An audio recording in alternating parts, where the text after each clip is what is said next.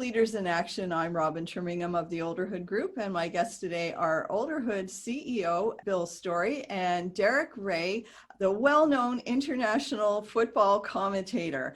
Welcome, gentlemen. Thank you very much. Great to be with you. It's great to have you here. So today we're going to take on a very controversial topic. We're going to have a chat about the effect of the pandemic on professional sports fans. So Derek, what do you think here? Are professional sports becoming kind of irrelevant due to the fact there's no fans in the stadium? I'm not sure that they've become irrelevant, but they've certainly become different. And the dynamic is very different when you watch top-level sport now, no matter what sport you're talking about.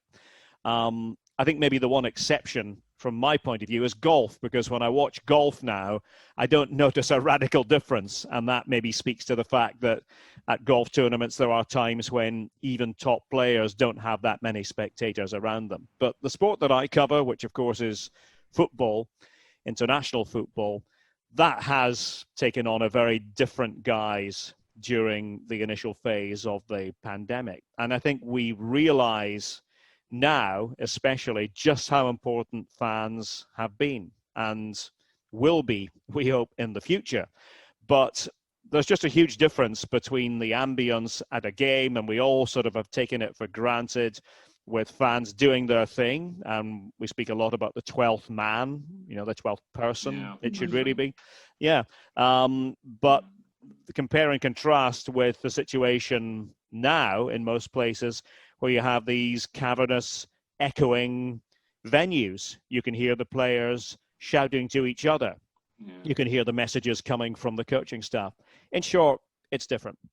I bet that's a good and a bad thing at the same time, because I'm sure some sports fanatics would really be intrigued to actually hear what's going on the field. Yeah, I think that's a good point. There are some people who have had their eyes and minds opened through that.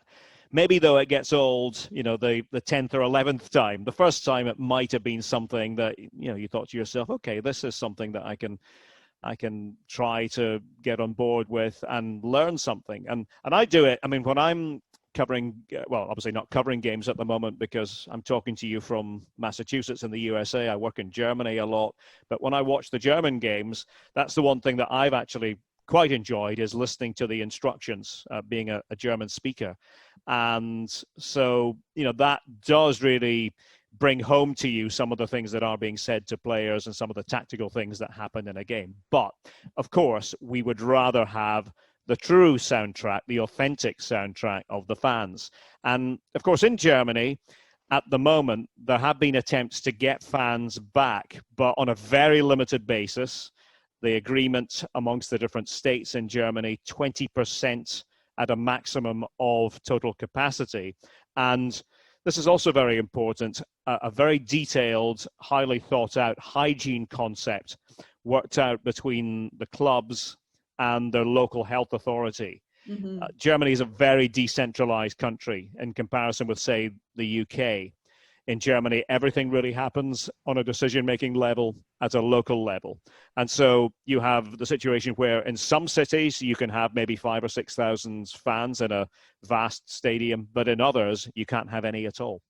Yeah, I think one of the problems obviously is that inside the stadium you can you can sort of separate the fans. They can be all over the place, easily separated. The problem is that to get them into the stadium, so in other words, to go through the traditional ticket gate, I don't know how they do that, because I mean, obviously the fans coming in would have to have a ticket, so presumably have paid for it, and they would have to show proof of that.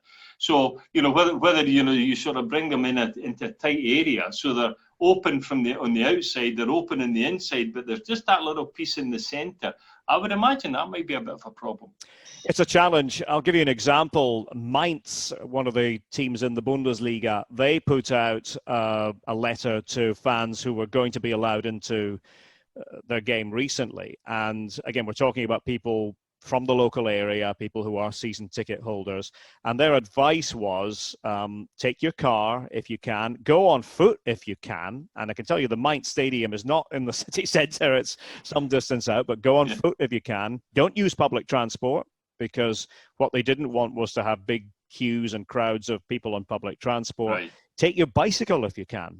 So extra provision for bicycles, for bicycle stations and e-scooters and things like that. Right. So, it's a different world that we're living in. And this was just to try to get it over the line at the first time of asking. This is the thing about, the sport of football. It does carry with it this sort of international aspect whereby fans travel from all over the place. You know that yourself, that fans don't just come from the one place, and it applies to all sports really, but fans are traveling on a wide basis. So there has to be a kind of a responsible message, if you are going to make this work at all, sent to fans to say, these are not normal times, and even if you are allowed in, you can't just kind of behave as though it were 2019 again. Obviously, the point about the cities themselves, whether it's a Dortmund, etc., or whether it's a Liverpool, or whether it's a Glasgow, or whatever sort of thing, the impact on the local economies must be enormous, because some of these stadiums, like Manchester United, you've got 75,000 fans coming into the city. Now, granted, some may live in the city, I get it, but restaurants and pubs and transportation, etc., around it, on game day must be hugely impacted by the fans not coming in. Yeah, I hear stories like this a lot in the UK, most of all. Also here in the USA, where I live, that businesses have taken a huge hit, and there's no getting away from that. And, I suppose the politics of all of this would be, to what extent should government be getting involved to help businesses? And again, without being too simplistic about it, in Germany, it does seem to me that there has been a much greater willingness on the part of governments, both federal and state, to be part of that. Here in the USA, in the UK, perhaps less so.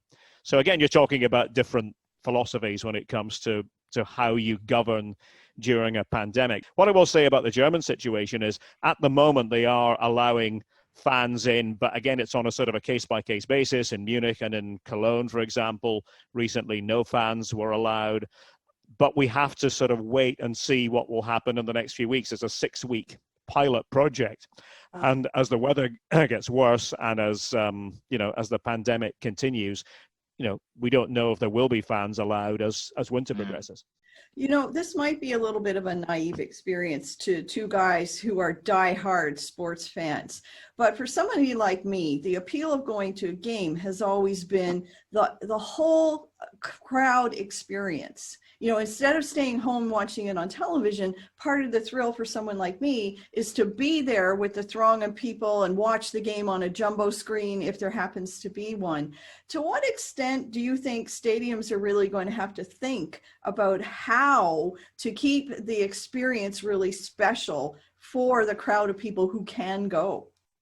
I think that's a great question. And I think it's something that undoubtedly stadium management teams will be looking at, because I think we all know, we're not naive. We're going to be in this to a greater or lesser extent for some time. And there will be a time when fans can come back, but it's going to be limited numbers. I think the days of, having these throngs that you spoke about, and we all love the rush of that, the days of having that are probably, in the distant future as we speak at the moment. So the halfway house is probably what we might aspire to at a certain point, and what stadium management teams will aspire to.